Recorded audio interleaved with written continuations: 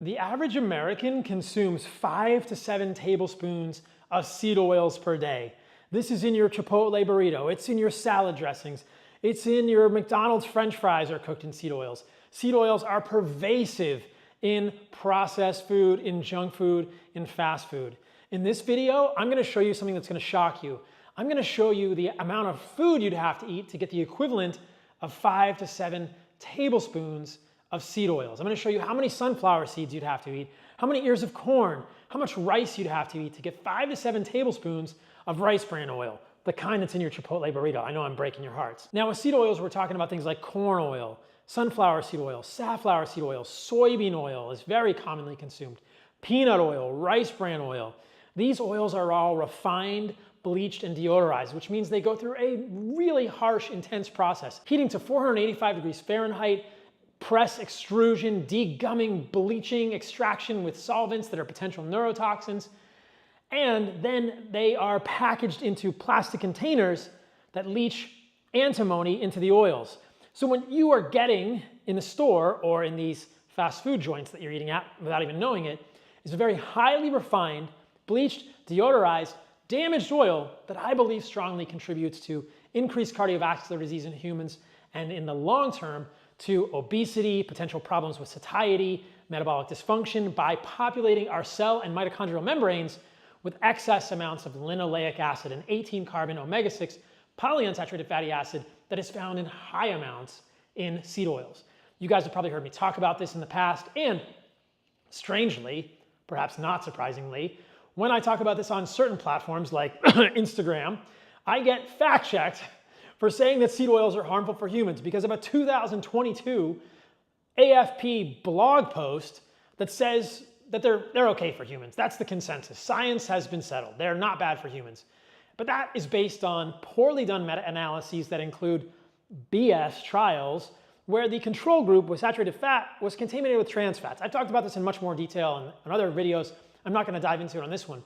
But suffice it to say that I strongly believe that if you look at the science very carefully, you will probably also decide that seed oils are incredibly harmful for humans and just use your intuition. These were used as motor oils historically, and in World War I and World War II, they were used on ships because they stay slippery even when they're wet. Shout out to Bon Jovi. So seed oils probably should have stayed as motor engine lubricant, but somehow they got incorporated into our food supply, and now they're a huge part of what we eat every day.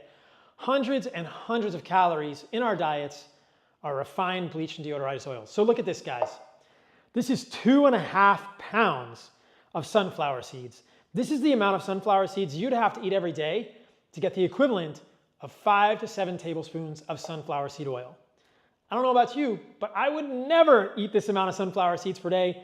I don't think your ancestors were ever eating this amount of sunflower seeds per day. So just at an intuitive level, I think it's pretty clear that humans were never exposed to this amount of seed oils or seed oil derivatives in our history as humans until the last 100 years or so. And in fact, if you look at hunter-gatherer tribes across the world, it's pretty clear they're only eating about 2% of their calories as linoleic acid. When here today in America especially, we eat 10 to 12, some of us even 15% of our diets as seed oils and linoleic acid in those seed oils. That omega-6 polyunsaturated fatty acid that is accumulating in our cell membranes because your body doesn't get rid of it very well, and making those membranes more fragile and susceptible to oxidation. This has been shown time and time again. There are multiple studies that show that when you compare seed oils to olive oil or seed oils to other fats, the seed oil groups have LDL, which is much more prone to oxidation. They have increased levels of LP(a), a risk factor for cardiovascular disease, and soybean oil has even been shown to increase LPPLA2. That's lipoprotein-associated phospholipase A2. It's a technical name for an enzyme that cleaves a fatty acid from a phospholipid when that fatty acid is oxidized. So LPPLA2 is a risk factor for cardiovascular disease, LP(a), and oxidized LDL or modified LDL. All of these are risk factors for cardiovascular disease, and they all go up when you eat this.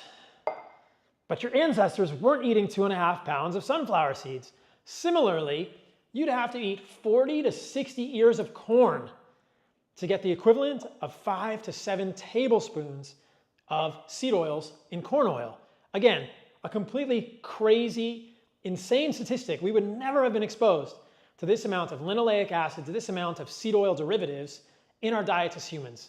If you think about rice and rice bran oil and that Chipotle burrito that you're eating, you'd have to eat pounds and pounds and pounds of brown rice to get 5 tablespoons or even 3 tablespoons, which is the amount probably found in a Chipotle burrito, of rice bran oil.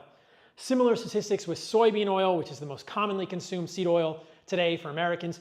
You would have to eat pounds, 2+ pounds of soybeans to get the equivalent of 5 to 7 tablespoons of soybean oil.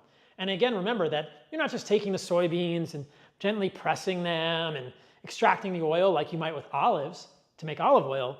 You're putting them through a highly industrial process. Have you ever seen a picture of a seed oil plant? They look like oil refineries because they are. They're oil refineries. Bleaching, deodorization, massive heating, hexane contaminated with benzene extractions, just to make a cheaper oil that's good as a preservative. There's no question that these are in our food supply because they probably make us hungrier. They probably sabotage your satiety. They're definitely cheaper. They work as good preservatives in food. So these are the oils that all these junk foods are going to use. It would be enormously expensive to fry your chips in tallow and even in olive oil or good quality avocado oil. This would be so expensive that it's prohibitive for manufacturers. So I don't understand why when you walk into a grocery store and you look at a pack of cigarettes, it has a clear label on the side that says these cigarettes contribute to lung cancer, early death, shortening of life, poor quality of life, emphysema. But you can pick up a package of Lay's chips or other processed foods, and there's no warning label on there that says this food will make you hungrier, this food will make you obese, this food may lead to diabetes and dialysis or limb amputation. What do those foods mostly contain? Seed oils, along with processed grains and processed carbohydrates, maybe processed sugars. But the motivation here is clear, guys.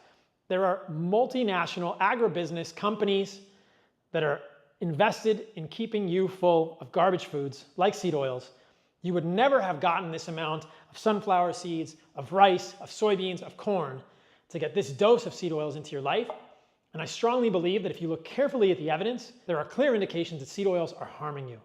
I mean, let's see. Put it in the comments below. If you have improved your health by getting rid of seed oils, let me know. But I have heard this from countless people. Like I said, I think the research supports this. So I think it's important to understand that you would never have had this amount of these foods. It's very evolutionarily inconsistent to make an oil like this that is refined, bleached, and deodorized. If you want to be healthier, get these oils out of your life. Disregard what Harvard says. They're clearly wrong on this, and I would say they're complicit. A lot of the studies at Harvard are actually funded by Bunge, which is a seed oil company. Look it up. I'll put resources on the screen. Getting seed oils out of your life will significantly improve your health. See you guys in the next video.